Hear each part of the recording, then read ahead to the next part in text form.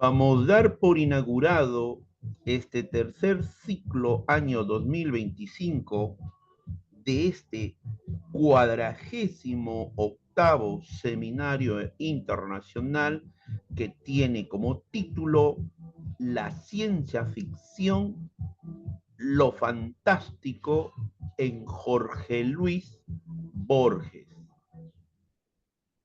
El día de hoy nos acompaña desde el hermano país de Argentina Sergio Javier Roda. Él es escritor, artista visual, investigador y fotógrafo profesional. Para el directorio del Instituto Peruano de Inteligencia Artificial y Ciudadanía Digital, colaboradores en el Perú y en el extranjero, es un altísimo honor y un privilegio académico e intelectual que nos pueda acompañar remotamente desde el hermano país de Argentina, preparando este mes de noviembre y diciembre del año 2025 para lo que va a ser ese ciclo de seminario taller internacional en relación a la obra y pensamiento del genio Jorge Luis Borges. Puede dar inicio a su maravillosa presentación, Sergio.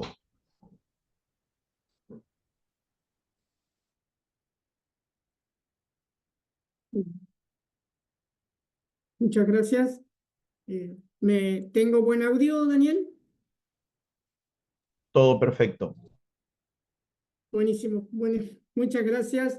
En primer lugar, mi agradecimiento al Instituto Peruano de Inteligencia Artificial por la oportunidad de estar dando esta ponencia.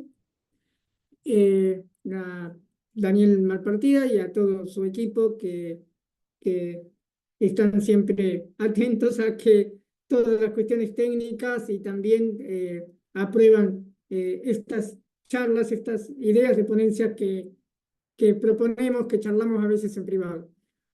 Cuando conversamos, ya sea por chat o por llamada, videollamada, siempre hablamos de tantas cosas que surge este proyecto de hablar sobre la literatura de ciencia ficción en la obra de Borges. Muchos me dicen, no es ciencia ficción, no es tal género, tal otro. Ya de a poco vamos a ir viendo de qué se trata, de qué género se trata. Van a ver también que a lo largo de la charla, de la ponencia, van a encontrar conceptos quizá no conocidos de algunos teóricos que voy a ir mencionando, y también conceptos que quizá ya hayan escuchado, pero también al mismo tiempo conceptos propios, míos. Es así como yo también a veces acostumbro a hablar de este género, de la literatura de Borges, como el género Borges, porque creo que de eso se trata, ¿no? Borges implementó una idea, un género propio, una metodología propia, y de eso vamos a ir viendo de a poco. Para eso vamos a tener que colocarnos o posicionarnos temporalmente en la edad temprana del Borges joven, el Borges lector, el Borges que se contactó por primera vez con una biblioteca. Y esa fue la biblioteca de su padre. Allá por los años 20 o antes, digamos previo a los años 20, comienza a haber influencias en varios autores que él lee, pero más que nada la influencia más grande, ineludible, una influencia magistral, infinita, va a decir él, desconocida, es la biblioteca de su padre, en donde él mismo, Borges, describió como un universo inagotable. Ya sería el primer universo con el que él conoce o se enfrenta ante sus ojos. Y bueno, esto le proveyó no solo de los clásicos importantes y de los autores eruditos, sino también de autores, vamos a hablar que consideraba menores o marginales, porque así se crecía o se vivía en esa época, en esa lejana época, finales del siglo XIX o principios del XX, bien principios del XX, en donde había un canon, yo creo que en toda Latinoamérica, pero acá en Argentina conozco un poco más de la historia de ese canon, en donde se manifestaba qué era literatura, qué no, qué autor era válido, qué no, y si alguien leía ciertos autores, bueno, era también dependiendo del nivel de cultura que podría llegar a tener, así como por ejemplo un H.G. Wells, el género fantástico, el género de ciencia ficción, no eran bien vistos socialmente o no eran bien vistos en la literatura, en la academia. Generalmente, no estoy hablando acá de Borges, sino en la cultura en general de la literatura. Entonces, la biblioteca de su padre era distinta. La biblioteca de su padre, ahí estaban mezclados. Todas las clases sociales estaban mezcladas. Lo que era considerado bueno como lo que no era considerado literatura. Yo lo digo esto, era precisamente ese cambalache de Discépolo, ¿no? La Biblia llorando junto a un calefón, como dice o reza uno de los versos de ese tango. Y entonces acá es donde entran influencias claves, que son las influencias temáticas en cuanto a lo que él ha leído. En primer lugar, perdón que acá esto pasa rapidísimo y no encuentro, no sé por qué no encuentro, no sé por qué no me baja. eh,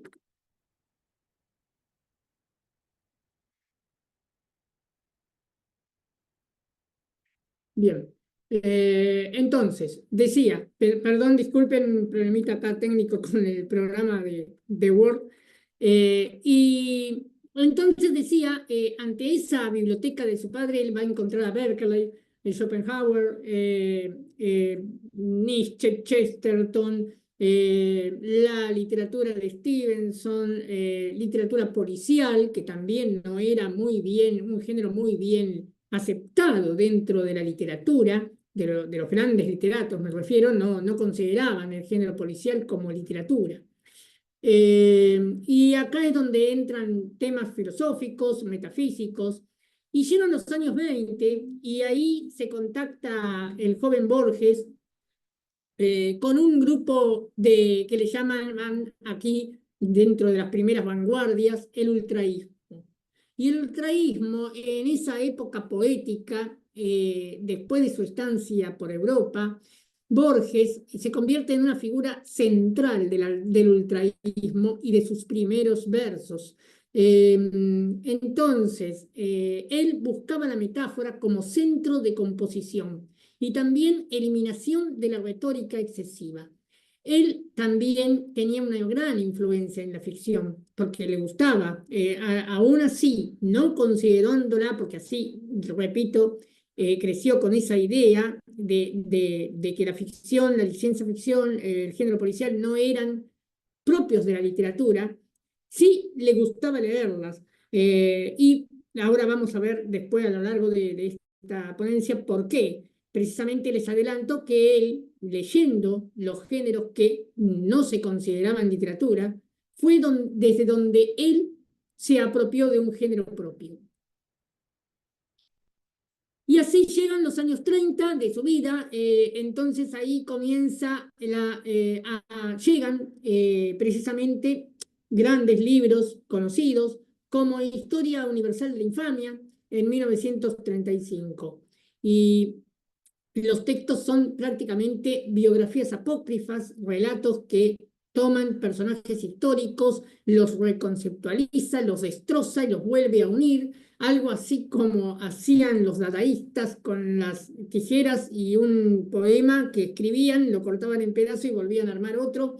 Bueno, él hacía lo mismo con la historia. Recortaba la historia, armaba pedazos, reconstruía personajes Y en ellos también Borges experimenta las primeras experimentaciones, vamos a decir, de lo que sería una manipulación de fuentes, ¿no?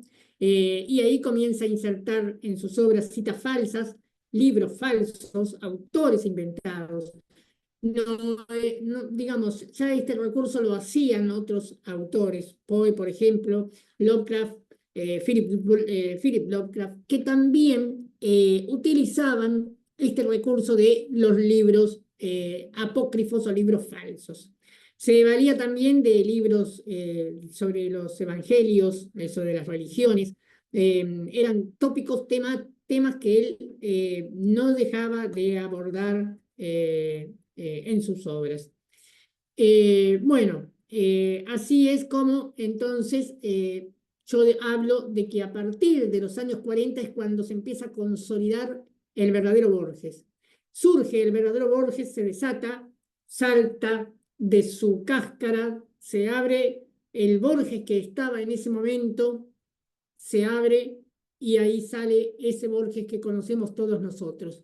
Y luego va a escribir él un texto tipo ensayístico, en donde él va breve, en donde él va a hablar de los dos Borges y va a hablar precisamente sobre ese encuentro entre el Borges, ese académico, erudito, pulcro, ese Borges sujeto a reglas, a normativas, ya sea sociales, reglas de la literatura, reglas de cómo escribir, a cada paso reglas, reglas, reglas. Y el Borges que quebraba las reglas, porque también existió ese Borges que quebraba reglas. Luego lo vamos a ver también. Voy a empezar a hablar ahora cómo empieza esta época, esta etapa del género Borges, vamos a decir, en donde la publicación de ficciones en 1944 sería el puntapié inicial. Y luego llega el Aleph, 1949, y ahí empieza, digamos, que desde autor y lector ya empieza a comentar, no solo comenta y critica, hace críticas desde lo que él hacía como profesional, sino que también empieza a reescribir los géneros. Hay una especulación, por eso se habla de que Borges tiene una literatura especulativa, que él crea la literatura especulativa. De eso vamos a ver más adelante, no sé si vamos a alcanzar a ver algo de esto acá, hoy, el día de hoy, pero prometo, si también el instituto está de acuerdo y da el tiempo, hablar en otros momentos sobre otros tópicos y aspectos de la vida de Borges y de su literatura. Entonces, para ser más precisos, voy a decir que los temas de la ciencia ficción, la invasión alienígena, los mundos alternativos, se convierten en experimentos mentales sobre la realidad. Pero el lenguaje, el conocimiento también, forman parte también de la ciencia ficción. Yo les pregunto, ¿es la retórica, es un lenguaje, es el conocimiento la ciencia ficción? Porque generalmente cuando pensamos en ciencia ficción, pensamos en temas como, ya sea tecnología, dispositivos tecnológicos en una época incierta. Por ejemplo, podemos hablar de un dispositivo tecnológico en la época de los pueblos originarios en Mesoamérica. Algo irreal, incierto. Ese choque de lo incierto es lo que provoca la ciencia ficción. O una invasión alienígena, hablar de ciertos mundos paralelos, o hablar de tiempos o de viajes en el pasado. Philip Dick tenía su estilo, Asimov tenía el otro, Clarke, me refiero a Arthur C. Clarke, ¿no? También tenía su estilo. Y Borges no fue la excepción, porque él comienza una ciencia ficción diferente a la que ya se conocía hasta el momento. Venía, siglo XIX, con una ciencia ficción como la de H.G. Wells, La Guerra de los Mundos, El Hombre Invisible, La Máquina del Tiempo, y de pronto llega Poe con Arthur Gordon Pym,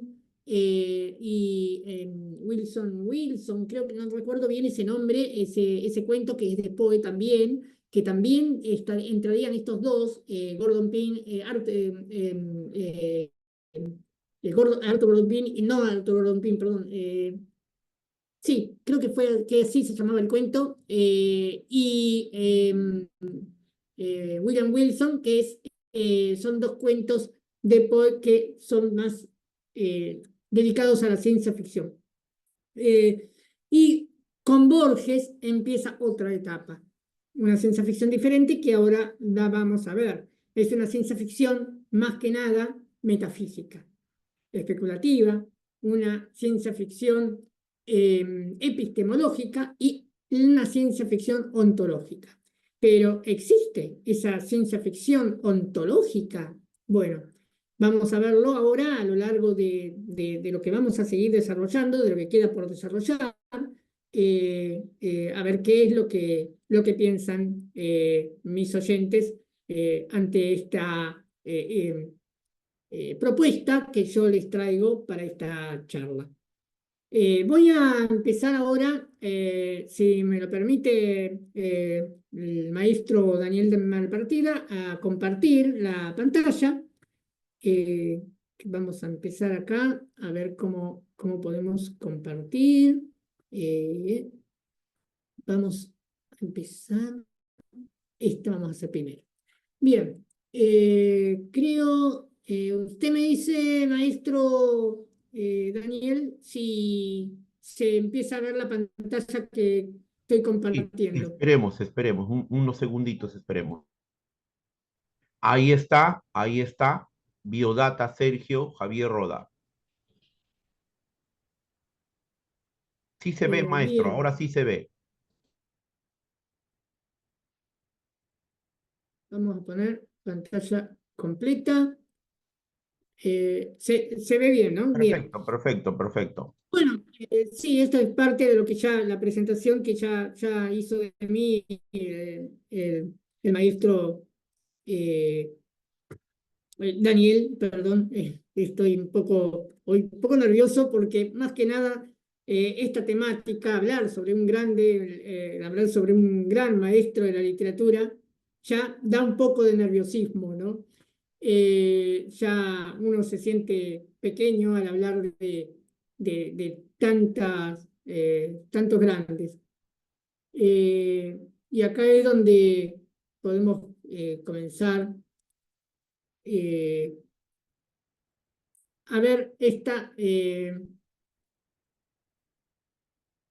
creo que abrí otra presentación, pero no importa.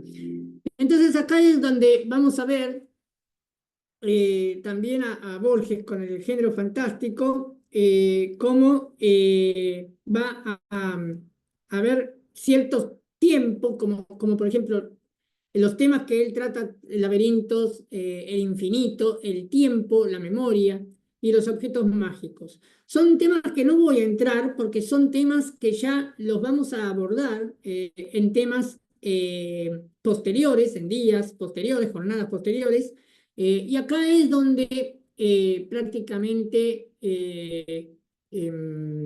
yo hablo de la técnica borgiana como algo sofisticado, en donde él toma un postulado, un artilugio de ciencia ficción, que puede ser capaz una paradoja temporal, un mundo alternativo, una invasión extraterrestre, y presentarlo también con tono erudito y documental. Esa es la propuesta que Borges encuentra cuando él escucha dentro de su generación o él crece de niño hablar a los adultos, Borges niño escucha a los adultos hablar de que la ciencia ficción y el género fantástico es para lectores sin conocimientos, sin estudios, porque había como un denigramiento ante el género y ante la gente que lo leía también. Entonces, bueno, es donde empieza este desplazamiento temporal, vamos a decir, en donde hay mayor realismo y verosimilitud, también en el relato fantástico y en ciencia ficción. Él evita el futurismo, en Borges. Borges no vamos a ver en Borges esa ciencia ficción donde muestran maquinarias futuristas, tecnología futurista, etcétera, etcétera. Sino que va a esquivar asociaciones y acá es donde comienza lo que vamos a hablar de una ciencia ficción tradicional, en donde hay una ambientación futurista, tecnología avanzada, como dije, proveniente ya de, vamos a empezar a hablar, si tenemos que hablar de un puntapié inicial de cuándo comenzó en la literatura, vamos a decir, ¿no? En la literatura, porque después en la oralidad ya hay más ejemplos, pero en la escritura, en la literatura, podríamos decir los primeros pasos de la ciencia ficción fue a partir del siglo XVII, siglo XVI, habría que encontrar algo también. Luego viene un efecto también de legitimización, en donde el género se eleva y también consigue una categoría filosófica y metafísica. Y acá es donde comienza también este desplazamiento borgiano. Es Borges quien traslada la ciencia ficción tradicional, no bien vista, una ambientación futurista, una tecnología avanzada, a la ciencia ficción metafísica. Bueno, acá es donde comienzan ya ejemplos, íconos de la ciencia ficción. Ya no estamos hablando de género fantástico, sino de ciencia ficción. Por eso que yo estoy haciendo énfasis en que una cosa es eso está ya también explicado en otra de las charlas que di también acá en este instituto sobre la literatura o el género fantástico como medio de expresión. Y allí hablo más que nada del género fantástico, pero aquí me estoy centrando en el género ciencia ficción. Y como ciencia ficción podemos hablar también de un ícono en la literatura borgiana, Tron, Upcar, Orbis Tertius. Y Orbis Tertius es un texto fundamental en donde entra la invasión ya no extraterrestre, sino una invasión semiótica.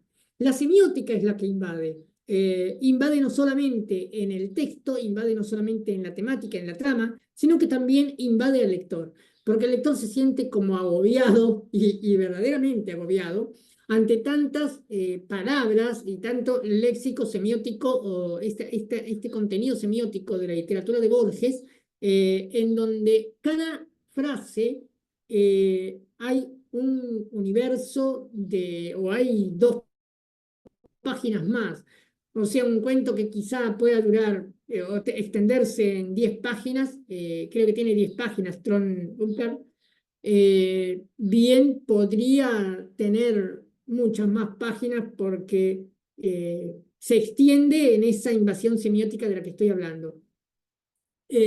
Utopía de un hombre que está cansado es otra de sus cuentos, en donde también acá hay como una utopía y una distopía al mismo tiempo. Y luego, bueno, viene también otras fuentes ocultas de las que él se vale, como H.G. Wells y Olaf Stapledon, en donde él, además de elogiarlo a estos autores, también se siente como ambicioso de llegar a imitarlos o a mejorarlos.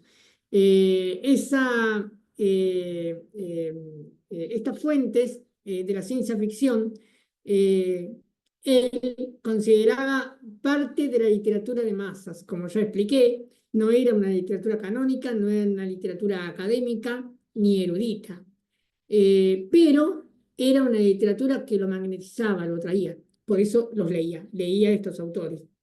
Y mientras citaba abiertamente también a obras clásicas, filosóficas o literarias, también forman parte también de esta estrategia de legitimar este género con su sello propio. Bueno, acá en esta diapositiva que estoy mostrando es más o menos lo que yo ya expliqué, la filosofía y la metafísica, el idealismo también, ya mezclado dentro de estas tramas. La literatura policial, el género policial, que él lo mezclaba también, empezó a hacer híbridos, fusiones, uno de los primeros también, que empezó a hacer híbridos entre literatura policial y fantástica, por ejemplo. Dos géneros que estaban separados, él capaz que los unía, o mezclaba la historia con la ciencia ficción, mezclaba la historia con lo fantástico, la historia con lo policial. Entonces ahí es donde enriquece mucho más esta invasión semiótica de la que yo estoy hablando en su obra. Bueno, y acá es donde se pone interesante, es donde hay un poder y un control también sobre la tradición. Entonces, yo estoy viendo, por ejemplo, que Borges no se limita a ser un cultivador de estos géneros, sino que también los va reescribiendo a poco. Él toma estos dispositivos y, digamos, deliberadamente y con mucha maestría y conocimientos, porque los tenía, obviamente, y por eso lo hacía y supo hacerlo, él se apropia hay una apropiación y una relectura de esos géneros en su propia obra. Y ahí es donde entra temas como la intertextualidad y otras, las metatextualidades y otros términos ya también dedicados a la literatura, ¿no? Al análisis y de la crítica, más que nada de la literaria. Acá es donde, bueno, vamos a ver si sacamos esto.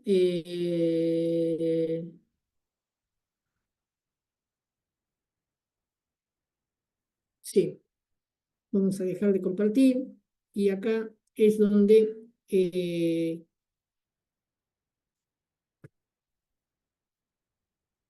perdón.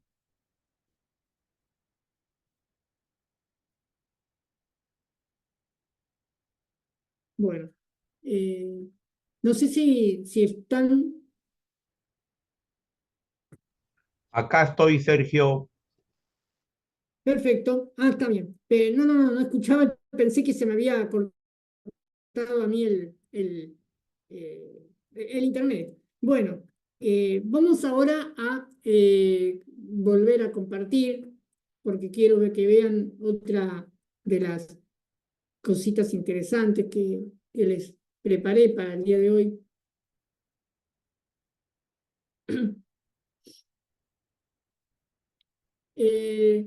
Y acá creo que me dicen cuándo llega la imagen, Daniel. Ahí ya se ve la imagen, maestro, la biblioteca como universo. Exacto, perfecto. Bueno, vamos a poner pantalla completa. Y esto, si no me falla la tecnología. Eh, la biblioteca como universo, ¿no? Porque acá es donde entra otro tópico de la ciencia ficción. Pero cuando hablamos de universos, en las ciencia ficciones tradicionales, hablamos de las estrellas, de un universo conocido, de lejanas galaxias, de donde provenían capaz eh, eh, planetas desconocidos con vida, invasiones extraterrestres o no, o si no, quizá no solamente no hablemos de invasiones, sino también hablar de sociedades enteras creadas y describir una vida, una sociedad en otras galaxias, en otros planetas. En el cine, por ejemplo, Star Wars con George Lucas, Duna, eran propios también de los 70, más que nada 60, que surgieron esas adaptaciones al cine, pero eran también signos, hitos de la literatura de la ciencia ficción. Bradbury, no olvidemos, con Crónicas marcianas, y por eso Borges utiliza como universo a las bibliotecas. Fíjense cómo le quedó ese que él va a decir que la biblioteca de su padre es como un universo, ¿no? Y siempre nos queda algo de lo que vemos o de las experiencias de jóvenes o de niños Y eso va a ser recurrente luego capaz en lo que escribimos, ya sea inconsciente o inconscientemente. Y acá es donde empieza una especie de no jerarquía, vamos a decir, una ausencia de jerarquía, en donde también hablamos de esto de lo canónico contra lo popular. Esto lo vamos a ir pasando. Y acá vamos a hablar de una comparación que yo hago con este Borges, en donde eh, es un creador de palabras, es una máquina de pensares. Él crea máquinas de pensares, yo digo. Y lo comparo a Da Vinci porque Da Vinci ya era un inventor también. Él dejó planos, bocetos, escritos de maquinarias que luego se han creado luego muy posteriores después. Máquinas voladoras, por ejemplo, o máquinas que se sumergían en el agua. Da Vinci ya las tenía en su mente. Lo mismo después en la literatura de Julio Verne, Jules Verne, va a hacer lo mismo. 20.000 leguas de viaje, de viaje submarino, y otros libros más en donde esos dispositivos, artilugios de la ciencia ficción se van a ver en esa literatura. Y Borges, si podemos hablar de ciencia ficción, habla de esta máquina de pensares. Él creaba narrativas, planos, sistemas filosóficos, bibliotecas, universos imposibles, como por ejemplo en Tron, el Aleph, la Biblioteca de Babel. Y acá vamos a hablar también como un inventor de los futuros pensares. Porque Borges no solo influyó a otros escritores fantásticos, también anticipó conceptos que luego se harían realidad con la tecnología del siglo XXI. Una de esas anticipaciones sería Internet, y también sería la nube. También vamos a hablar de la Biblioteca de Babel, que fue escrita en 1941. Es la metáfora perfecta del universo de la información digital y caótica. Anticipa la experiencia de buscar una base de datos infinita, donde la información crucial también va a perder esa redundancia. La temática también anticipa los multiversos, anticipa la física cuántica, en el jardín de los senderos que se bifurcan, también escrita en 1941. Creo que ambos están o en el Aleph o en ficciones, no recuerdo bien ahora el volumen. Plantea un tiempo que se ramifica también y va a hablar conceptualmente, digamos, va a ser una interpretación de mundos múltiples. Y acá es donde entra áreas como la física cuántica, ya propuesta por Everett en 1957. Vamos a hablar también de un simulacro a la memoria infinita, donde también la realidad virtual empieza a convertirse en un simulacro y termina siendo como una invasión, como una invasión, ¿no? De esa realidad virtual. Acá es donde también entran otros datos como la hipermesia. Funes el Memorioso, escrito en 1942, también refleja eso de una base de datos infinita. Los recuerdos de Funes el Memorioso alude a los recuerdos infinitos o una red de recuerdos, una red laberíntica de recuerdos infinitos, en donde esta pérdida de la capacidad de abstracción termina siendo un torrente de datos para el personaje.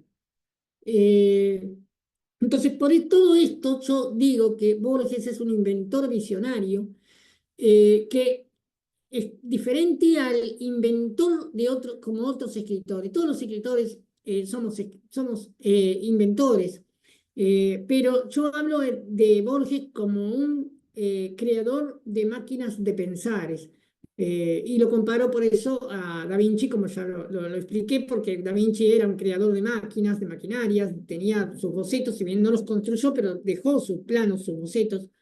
Y Borges deja esos planos, esos bocetos en sus obras, que si bien son obras culminadas y muy bien elaboradas, muy elaboradas, incomparables e irreproducibles, yo diría, que también deja prever, digamos, en esa obra, en esos cuentos borgianos, como una especie de maqueta, de boceto para lectores futuros. Ahí está el legado de Borges, ¿no? Y la magistralidad también. Eh, Bien, por eso hablo yo de este ejercicio del control, de cómo controla estos pensares, controla la lingüística, controla los lenguajes mediante la escritura. Quizá él también condiciona a lectores con su literatura. Entonces, él tiene dos procesos, uno de selección, otro de desmantelación, en donde estos géneros que se consideraban marginales se reutilizan. Hoy vamos a hablar de reciclaje, ¿no?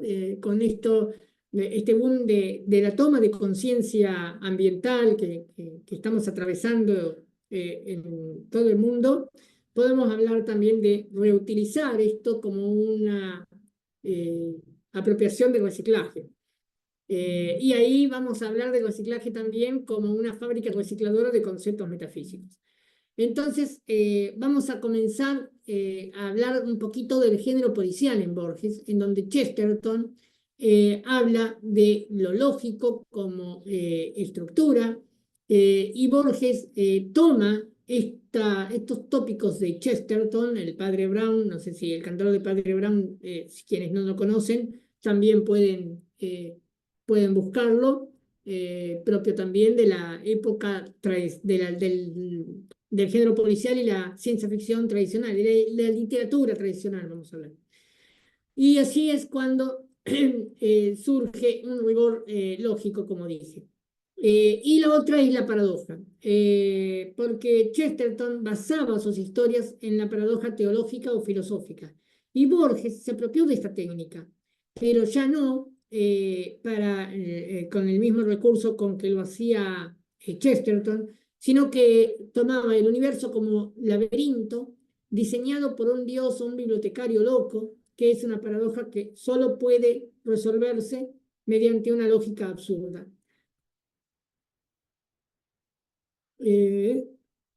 Perdón. Bueno, premisa única, precisión. Wells establecía también un único postulado, que era lo inverosímil. Lo desarrollaba también en la prosa documental, y Borges absorbió esta técnica y la volcó en Tron, Urban Orbis Tertius. Por eso que Wells, la ciencia ficción de Wells, es muy condicionada en este cuento Tron, Orbis Tertius, en donde Borges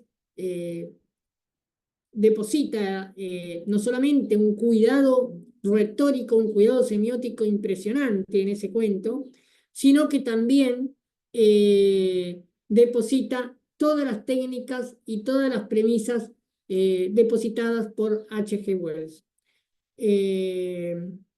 Borges va a eliminar el elemento más característico de la ciencia ficción clásica. Eso es lo que sería despojar del género de las naves espaciales, de los robots, para reemplazarla por estas máquinas de pensares que hoy también podemos verlas como máquinas, también dispositivos de las inteligencias artificiales, ¿no? Bien podemos asociarlo también con ese tema. Y fíjense cómo la escala es también algo que se apropió Borges de esta influencia, amplia influencia que Borges tuvo de joven en la ciencia ficción. Por eso empecé hablando de las influencias que Borges tenía como lector, empecé hablando del Borges lector. Acá es donde Wells le enseñó la precisión, pero Stapledon le enseña la escala. Y Borges admiraba esta ambición en sus novelas. Acá es cuando, por ejemplo, empieza a tratar al universo y a la eternidad como también materiales narrativos. Fíjense cómo en la biblioteca de Babel, bueno, es donde más se ve esta influencia y estos temas sobre el laberinto y em, sobre los laberintos, lo infinito, etc. Por eso yo hablo también de, además del género Borges, hablo también de poder y control, ya que Borges son tópicos muy importantes en el género Borges, en donde tanto el poder como el control de la escritura de Borges no residió en inventar cosas nuevas. Y no hablo de poder acá en cuestiones de poder político, de empoderamiento, no. Hablo de poder hacer. El poder de Borges era haberlo podido hacer. Y es que Borges era Borges. Y él se dedicó no solamente a graduarse de sus títulos, de sus profesiones que tenía como literato, como profesor de literatura, y grandes títulos que tenía, que alcanzó a tener en su vida, sino que también él se dedicaba a ver qué es lo que se podía y qué es lo que no se podía, o qué podía él hacer, mejor dicho. Y por eso ese juego que ellos hacían, que era también propio de los ultraístas, propio de esa época, eso de reunirse también, porque también se reunían con su generación, se reunían con sus pares, con sus contemporáneos, en sus eh, lo que son centros de escritores, como grupos de escritores, de literatos que se reunían a veces en un café, se acostumbraba en esa época reunirse en el Café Tortoni de Buenos Aires, muy conocido, y otros también otros cafés de los barrios cercanos. Ya en otro momento voy a hablar sobre esta lucha de poder, que acá sí hablo de poder, de poder con mayúscula, en donde hay dos grupos literarios muy contradictorios en ideologías, pero no significaba que no trabajaran en conjunto y que no tuvieran amigos entre un grupo y otro. Entonces, acá es donde, bueno, es donde entra esa nueva apropiación nueva de lo que es la ciencia ficción metodológica, en donde él introduce lo que es esa inducción, deducción en la ciencia ficción, que ya quizá estaba utilizada en el género policial, con Sherlock Holmes, con otros autores como Poe, que tenía al inspector Lupin, y bueno, ahí es como va a, a introducir sus cambios. Si me esperan un minutito, voy a abrir una última presentación y así ya con esto podríamos cerrar ya esta ponencia de hoy. Porque no quiero dejar de mencionarles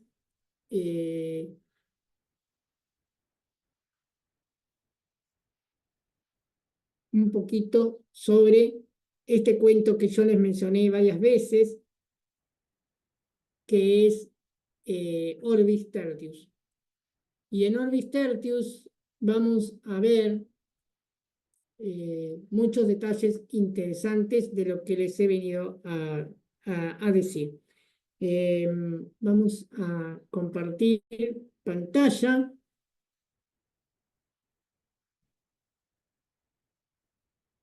Creo que estamos bien. Me dice Daniel cuándo se alcanza a ver las imágenes. Ahí está la diapositiva, ahora agrándalo. Exacto, bien.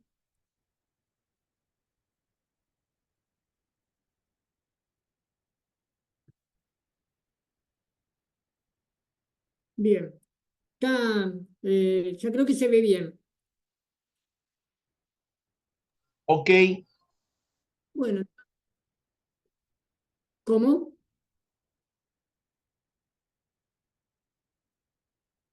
Bueno, acá es donde, perdón, se me pasó una. Eh, Orbis Tertius, Tron es un planeta.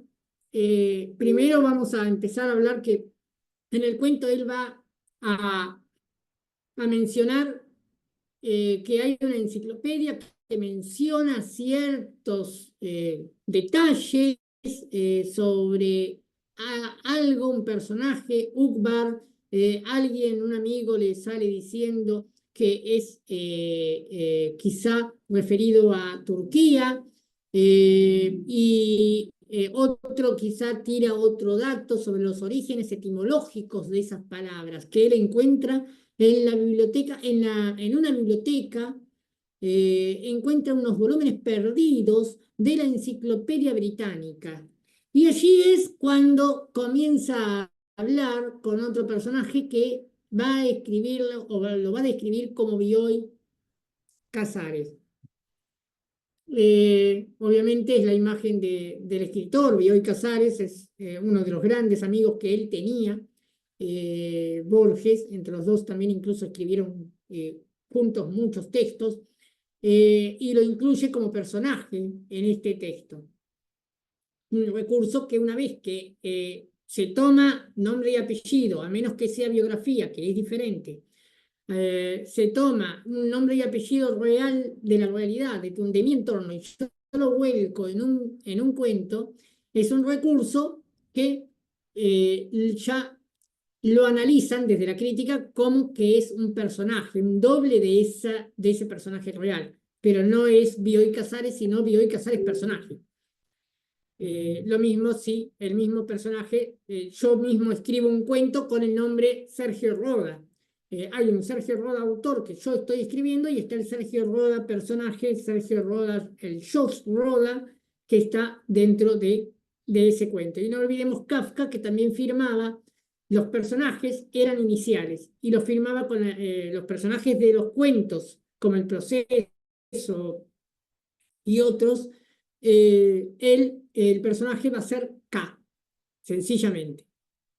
Entonces acá es donde el relato narra este descubrimiento progresivo de una conspiración, una sociedad secreta que, según este documento que encuentran y que empiezan a investigar más detalles, empieza a descubrir que hay un planeta paralelo a la Tierra, exactamente igual a la Tierra, pero no es la Tierra, es un planeta llamado Tron, creado por esta sociedad secreta que nadie la conoce.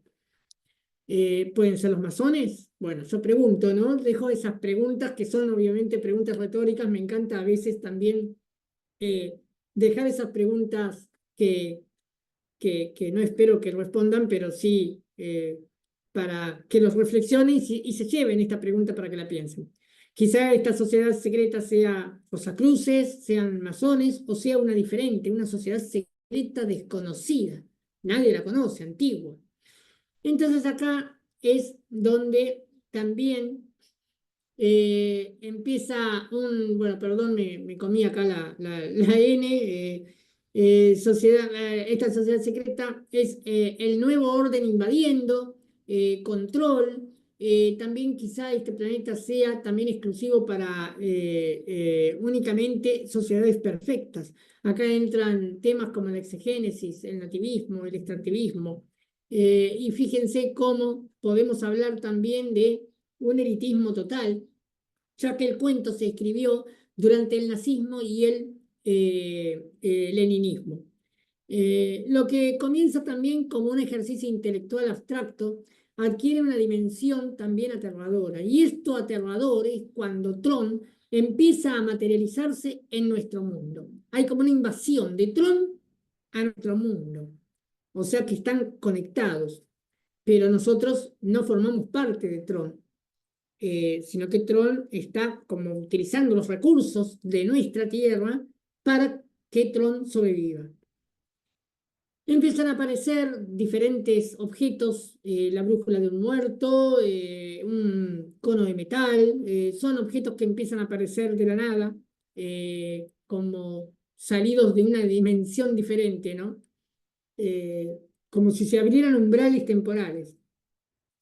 Y acá es donde escribe el epílogo. Pero fíjense que Tron fue escrito en 1942 y el epílogo luego lo añade recién en 1947. Y en este epílogo el narrador revela que el mundo, luego de 6 años, fíjense la distancia de que se escribió el cuento hasta donde se escribe el epílogo, pasan 6 años. Y allí, después de 6 años, recién el narrador revela que este mundo entero está siendo reescrito por la lógica de Tron. Entonces, ya en las memorias, un pasado ficticio ocupa el sitio de otro, del que nada sabemos con certidumbre, ni siquiera que es falso. Esta frase es de Jorge Luis Borges.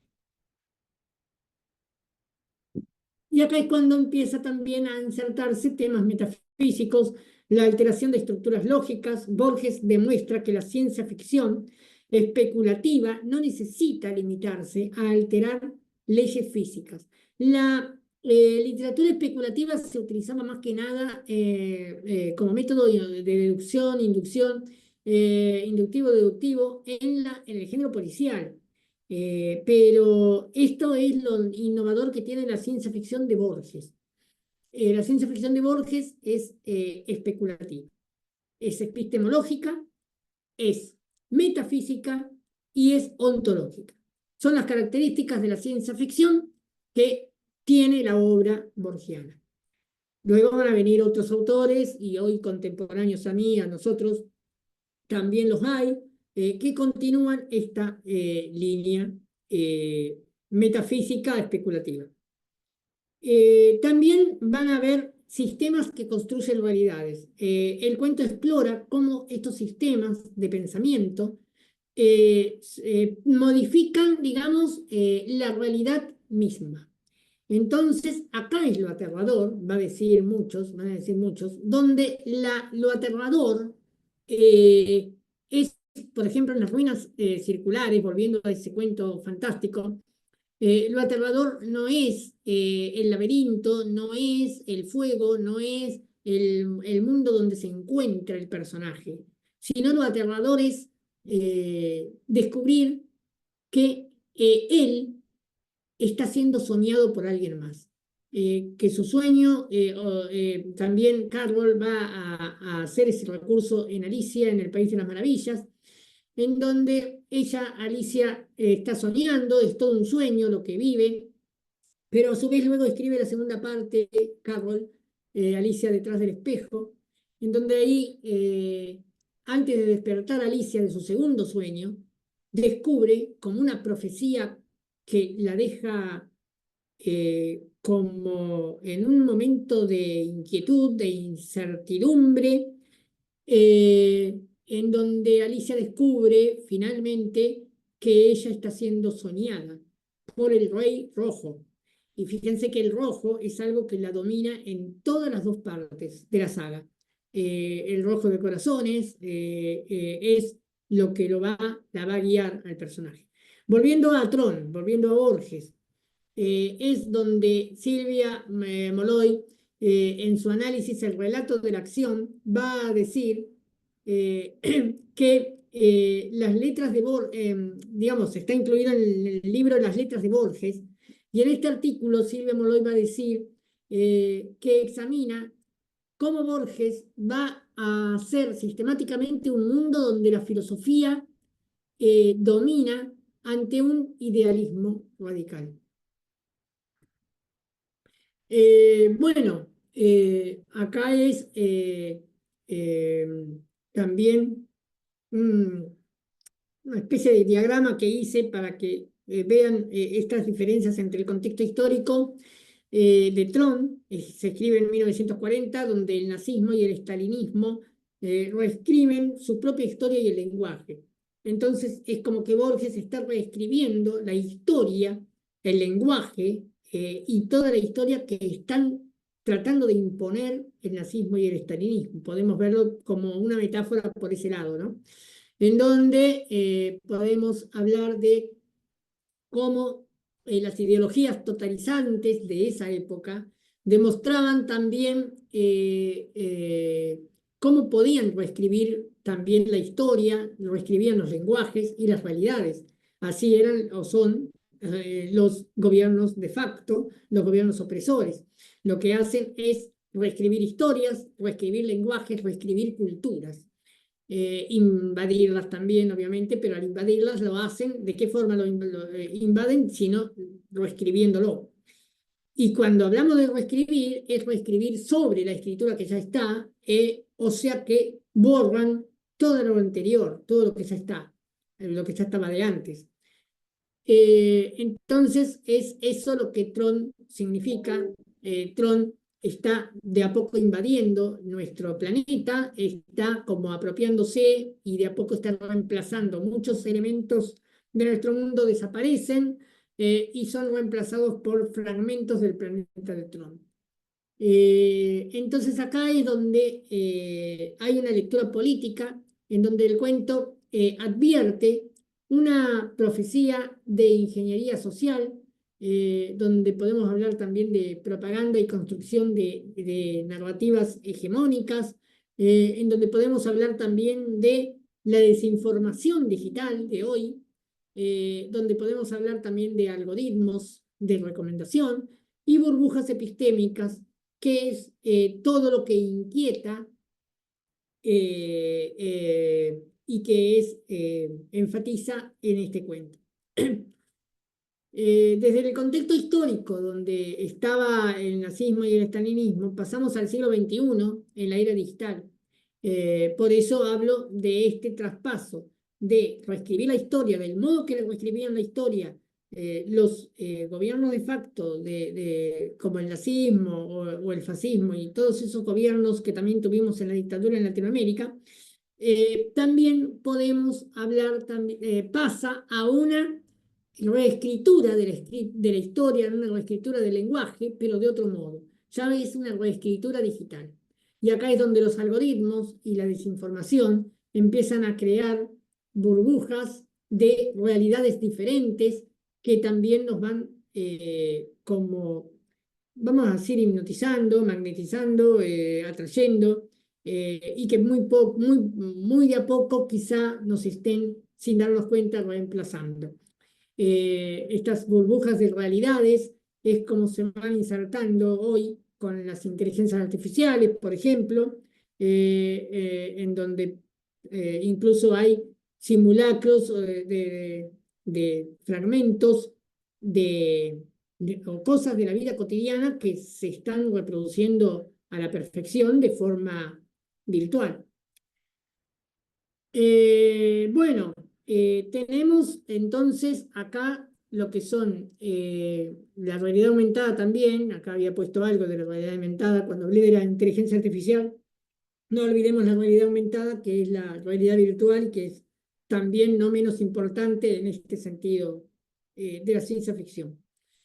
Chalmers va a escribir un libro que se llama La Matrix de la Metafísica, 2005, y también acaba de plantear la posibilidad de que las realidades computacionales pueden tener el mismo estatus ontológico que la realidad base, y que la distinción misma puede ser ilusoria.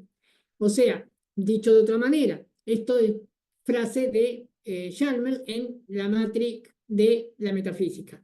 Cuando hablo de estas realidades computacionales que pueden tener el mismo estatus ontológico, significa que, por ejemplo, ya se están viendo, por ejemplo, si un robot tiene que tener derechos al estilo humanos, por ejemplo, o los mismos derechos que los humanos, o reescribir una serie de derechos para los robots o para las inteligencias artificiales.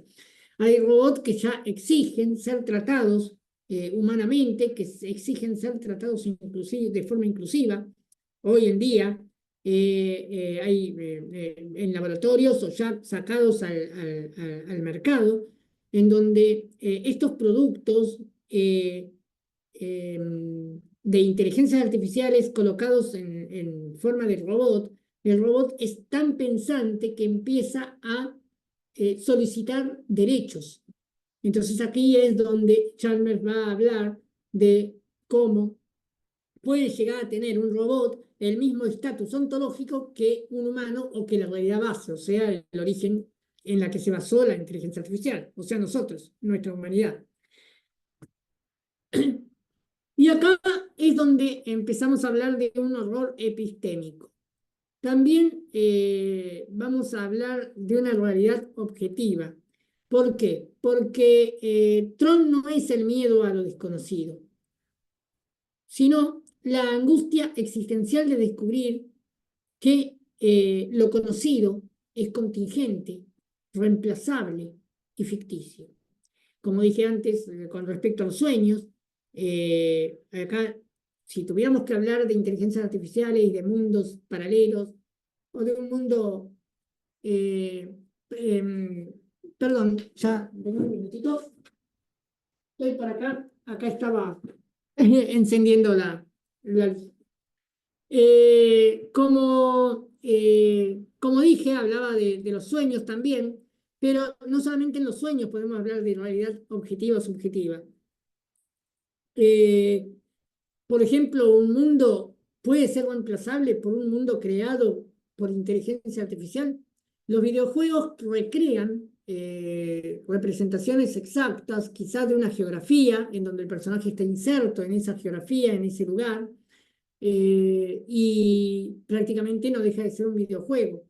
Pero, ¿qué si el videojuego termina siendo parte de la realidad o descubrimos que nosotros estamos siendo parte de un juego y alguien nos está jugando como un videojuego, ¿no?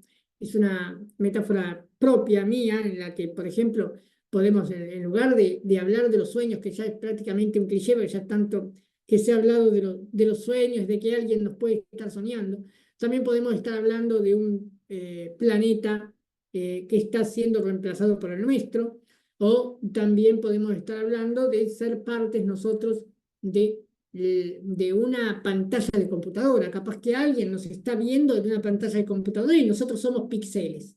Un ejemplo, ¿no? Entonces acá es donde podemos hablar de realidades inestables, de ficciones indistinguibles y de colapso epistémico, donde la imposibilidad de conocimiento seguro, en donde también la realidad inestable es lo que creemos sólido, puede disolverse. Y acá vamos a hablar también de Philip Dick, que hay una evolución desde Philip Dick a la serie Black Mirror, en donde el género explota la ansiedad de realidades inestables e indistinguibles.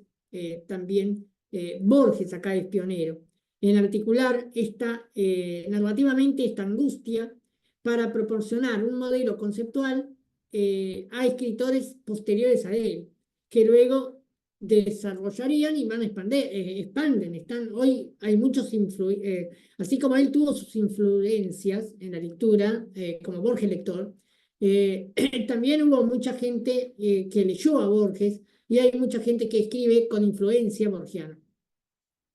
No significa que puedan o lleguen, quizás sí, no digo que no, pero no digo que lleguen al alcance de la literatura de Borges.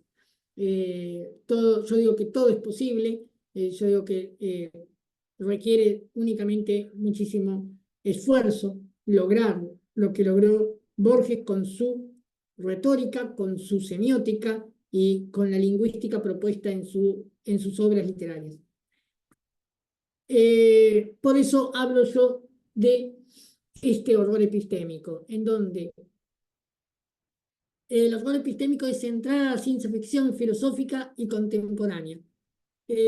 También podemos hablar de una ciencia ficción metodológica, una ciencia ficción ontológica y una ciencia ficción epistémica, en donde desde la metodología podemos hablar desde la metodología como el método inductivo, deductivo que resuelve un misterio, que conlleva a la justicia, a un crimen, a la verdad, etc. Es una característica propia del género policial, detectivesco. Y acá la ciencia ficción ontológica, en donde también empieza a crear en algún punto del siglo XX la imposibilidad de describirnos como seres, del modo al menos que siempre nos enseñaron. Creernos de otro modo, quiénes somos, de dónde venimos, para qué es el ser. Estas preguntas que abren la puerta al existencialismo de Sartre y que Sábato va a reescribir muy bien en Abaddon, el exterminador, un libro extremadamente asfixiante, no, con una literatura que a muchos les resulta difícil, a mí no me pareció tan difícil la lectura, pero sí es agobiante, asfixiante. A mí me gusta lo agobiante, lo asfixiante, por eso no lo sufrí tanto. Muchos lectores, muchas personas con las que he hablado, sí me han dicho que lo tuvieron que interrumpir, que no han podido leer la literatura de Sábato. Y luego tenemos la ciencia ficción epistémica, en donde también se cuestiona todo lo que se percibe, hasta las leyes de la física, de las matemáticas.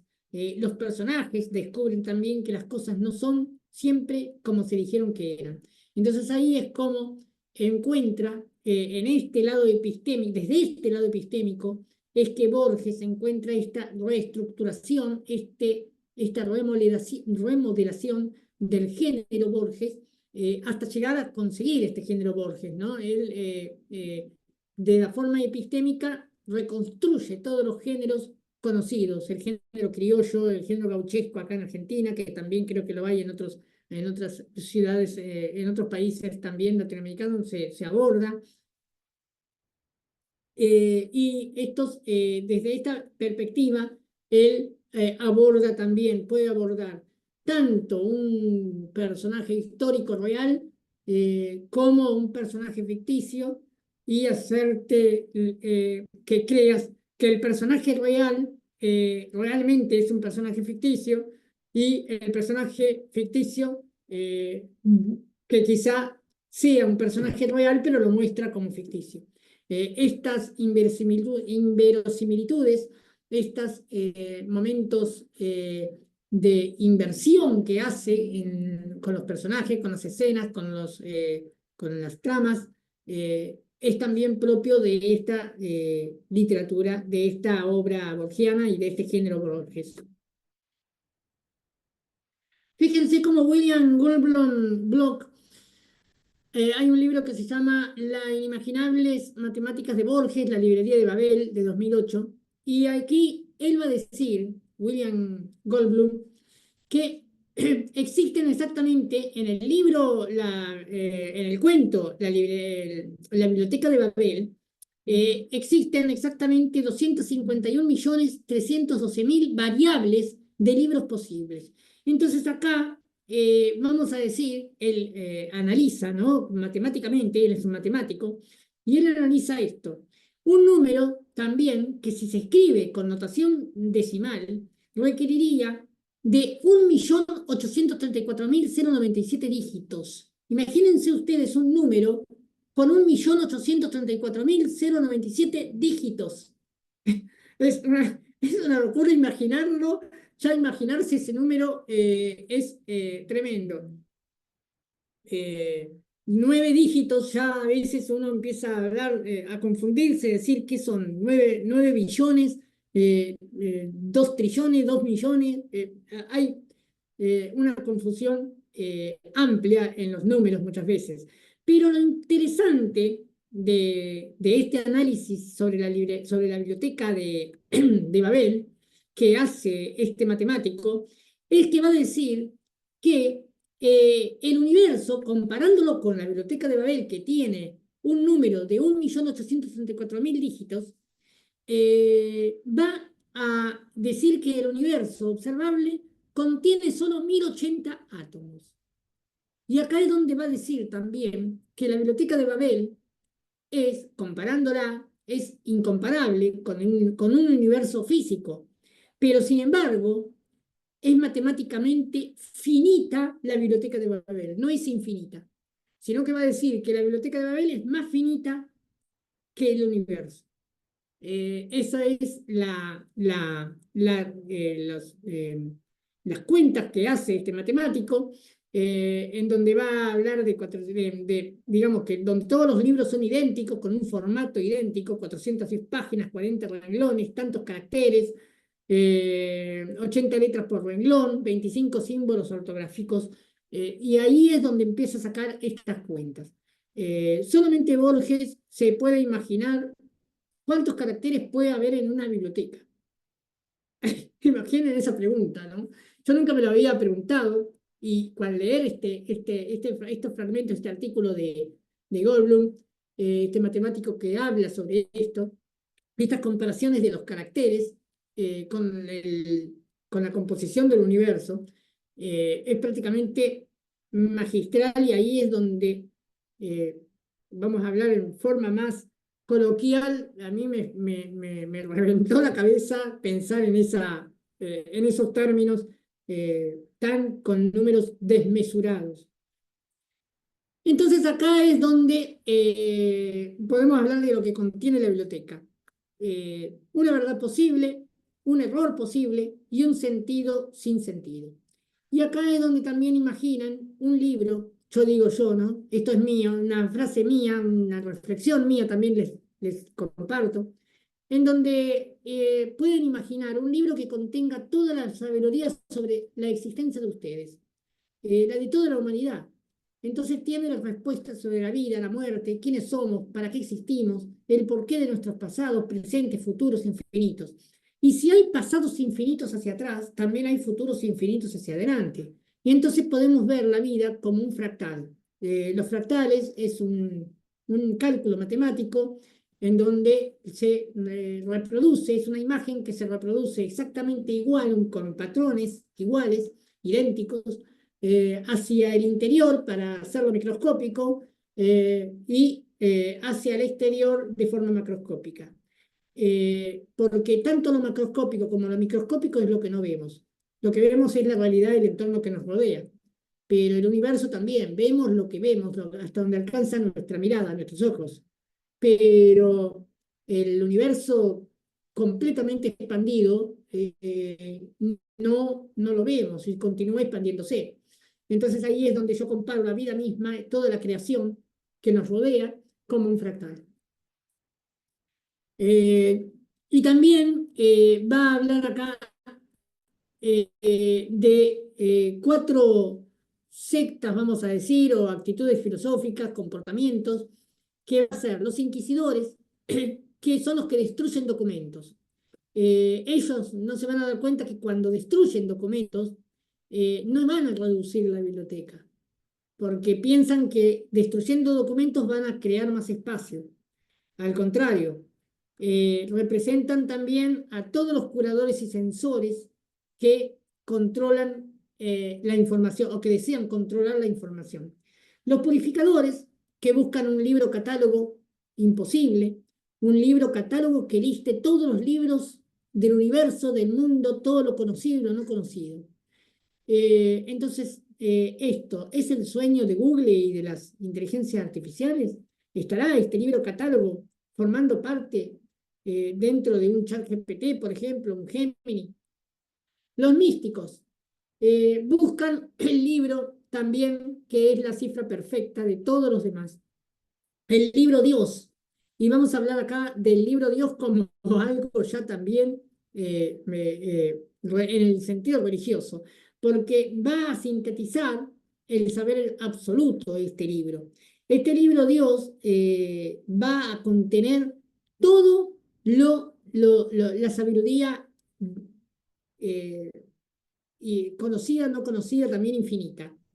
Entonces, la inteligencia artificial es el verdadero libro de arena, justifica también este infundado temor de Borges, del cuento del personaje, mejor dicho, de Borges, en donde el libro de arena termina siendo escondido, porque no lo puede destruir y termina siendo escondido en una de los pasillos de la Biblioteca Nacional de Buenos Aires. Y entonces yo pregunto, este libro, Dios que busca a los místicos, también acá hay como un adelanto a las inteligencias artificiales, eh, como dioses, ¿no?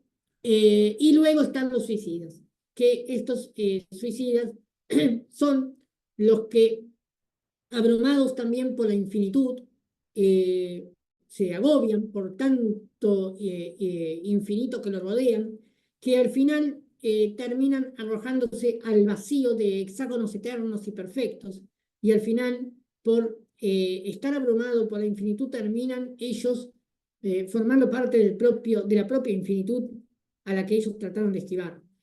Este crecer y decrecer geométrico, vuelvo otra vez a los fractales y a las teselas, representan también a los colapsados por la intoxicación. Y cuando hablo de intoxicación, también hablo de toda la intoxicación con contaminación ambiental que estamos teniendo hoy en día, y que también es un problema creciente vinculada a la era digital y a las inteligencias artificiales. La problemática de esta contaminación está muy vinculada a la tecnología. Y acá es donde esta biblioteca de Babel también comienza a comportarse de forma profética. Borges entonces anticipa en 1941 el dilema ético y epistemológico central de las inteligencias artificiales del siglo XXI. Acá es donde la paradoja central es que si la biblioteca contiene todo el conocimiento posible, pero encontrar el conocimiento verdadero es prácticamente imposible, porque vos podés contener todo el conocimiento. Imaginemos que que podamos tener una biblioteca donde contiene todo el conocimiento del universo, pero lo que es imposible es encontrar el conocimiento verdadero, porque no significa que tenga todo el conocimiento posible en la biblioteca. Yo me puse a pensar, no significa que toda la información de esa biblioteca sea fidedigna. Puede haber también fallas, o pueden haber también datos falsos en esa biblioteca de Babel. Borges no lo dice. Entonces, la biblioteca de Babel es una advertencia también sobre sistemas que generan información y pueden producir también cualquier tipo de texto, pero no distinguen la verdad de la falsedad. ¿Les suena? Bueno, sigamos con esta frase en donde también podemos hablar perdón, de cómo estas sectas representan una estrategia de afrontamiento, las sectas que les mencioné antes, que menciona Borges, estas que eran parte de los místicos, los purificadores, los suicidas, los inquisidores. Y estas sectas van a afrontar una sobrecarga informacional en donde todos estos grupos van a fracasar. La biblioteca permanece también indiferente. También contiene simultáneamente todas las soluciones y todos los errores posibles. Como bien dije, es una biblioteca donde hay datos verdaderos, datos falsos, soluciones y errores. Bueno, espero que les haya gustado esta presentación. Con esto cierro este tema que es la ciencia ficción en la literatura de Borges, cómo fue evolucionando esta ciencia ficción también Hay mucho para decir, quedan dos temáticas muy importantes, como dije, que serían para dos ponencias posteriores, si podemos darlo, ya que esto sería un preámbulo. Les adelantamos, Daniel, ya le podemos ir adelantando lo que se viene el año que viene, Por o todavía. favor, dales a conocer, por favor, maestro. Por favor, vamos, en orden. Bien, bien. Muchas gracias por darme la posibilidad de dar la primicia. Entonces, fue Daniel Malpartida, el maestro Daniel Malpartida, profesor, que me, me dio la oportunidad y me llama para decirme si acepto dar una serie de ponencias dentro de lo que sería un ciclo de conferencias sobre Jorge Luis Borges. Y obviamente acepté el desafío. Espero que les haya gustado esta charla porque van a venir algunas más. Y les adelanto, los próximos dos temas van a ser algunos más, pero los próximos dos temas que también junto con este, no quiero que pierdan de vista estas temáticas que yo les mencioné hoy, porque va a haber dos temáticas más importantes que son lo que sería ahondar más, profundizar más en la clasificación de la ciencia ficción moderna. Lo que hablé de esta ciencia ficción epistemológica, metodológica y ontológica. Y esta clasificación son características de la ciencia ficción de hoy que se ve a partir de Borges. Es Borges quien comienza a dar estos primeros indicios, estos primeros signos de una ciencia ficción metafísica, metodológica, también inductiva, deductiva dentro de la ciencia ficción. Y por eso también tengo que profundizar un poquito más en esa misma charlita que les presentaría cuando tengamos el cronograma que predestine también nuestro maestro Daniel Malpartida, para hablar un poco de lo que es, cómo fue la ciencia ficción antes de Borges y cómo era la literatura después de Borges. Para ya, luego de hacer este tipo de comparaciones, junto con lo que hoy les estuve comentando, ya que tenga el lector unas herramientas básicas, base, para los temas venideros. Porque vamos a hablar de todo un poquito. En este ciclo de conferencia de Borges vamos a tratar muchos tópicos, ideologías, pensares, los pensamientos, sus amigos, cómo se reescribió todo este género Borges del que yo les mencioné hoy. Bueno, esta es la propuesta que habíamos pensado, que había pensado, mejor dicho, Daniel Malpartida, y que me había propuesto a mí hacer. Así que agradecido, Daniel, le cedo la palabra. Muchas gracias por darme esta posibilidad. Muchas gracias, Sergio. Javier Roda, que nos está acompañando remotamente desde el hermano país de Argentina. Es una bonita oportunidad para todos nuestros seguidores, para todos los que siguen el trabajo del Instituto Peruano de Inteligencia Artificial y Ciudadanía Digital. Les estamos dando un regalo en este mes de noviembre y la próxima presentación en el mes de diciembre en relación a lo que va a ser un ciclo año 2026 de seminarios internacionales sobre la obra, el pensamiento de Jorge Luis Borges, de este genio, el aporte y la vigencia de sus ideas al día de hoy, no solamente para el pueblo argentino o para el peruano, sino para el mundo.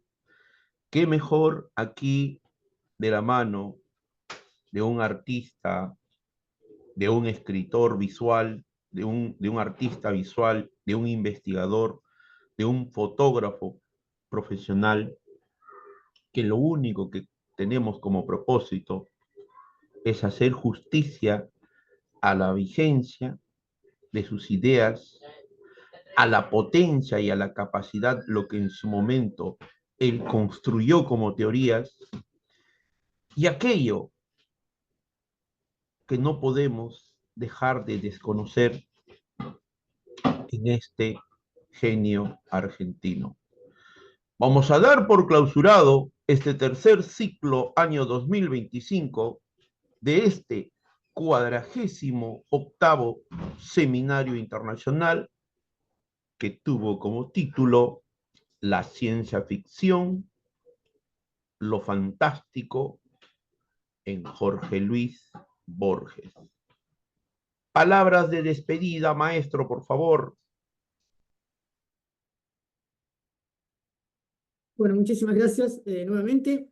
Como palabras de despedida, eh, yo quiero, primeramente, bueno, vuelvo a agradecer también estas oportunidades. Agradezco la buena conexión que tuve hoy también, que a veces la tengo inestable.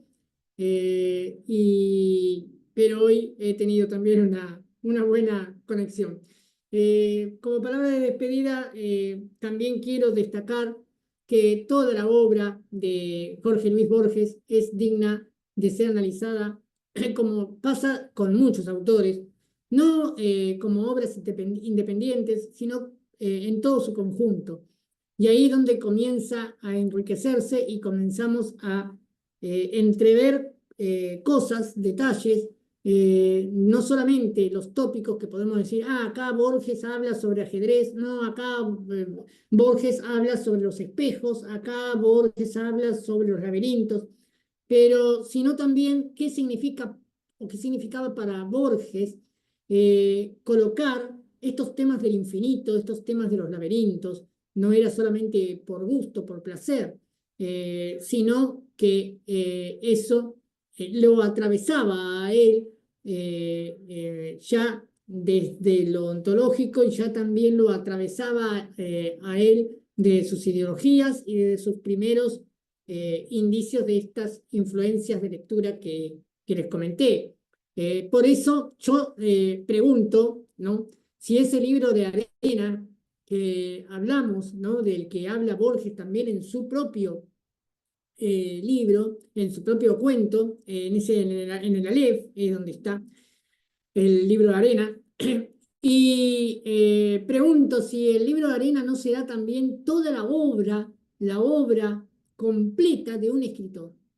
No hablemos solamente la obra completa, podríamos hablar la obra completa de Jorge Luis Borges, pero identifiquémonos cada, como escritores, quienes escriben, quienes me están escuchando y son escritores o escriben, esas unificación de obras, de cuentos que estamos haciendo, escribimos fragmentos, frases, o a veces escribimos frases porque estamos apurados o con la mente capaz caótica que no tenemos concentración, pero escribimos porque no queremos hacer escapar esa frase y la escribimos rápido en un papel, y así de esta forma yo les puedo mostrar cómo tengo acá papeles así, todos con frases, porque yo tengo un anotador siempre al lado mío y tengo un anotador en cada habitación prácticamente de mi casa. Tengo uno aquí en la sala, tengo uno en la cocina y otro en mi dormitorio. Entonces siempre estoy escribiendo, a veces me despierto la noche con una frase importante